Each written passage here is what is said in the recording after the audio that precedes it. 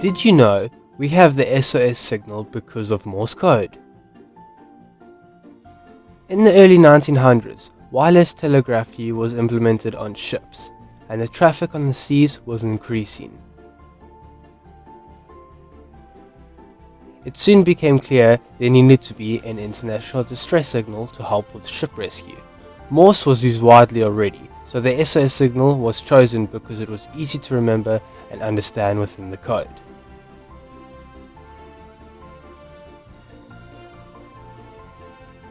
Did you know flag semaphore is a system of spreading information at a distance by using two flags?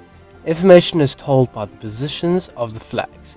Each set of positions has a meaning.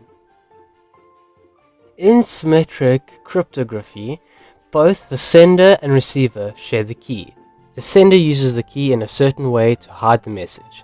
Then, the receiver will use the same key in the opposite way to reveal the message.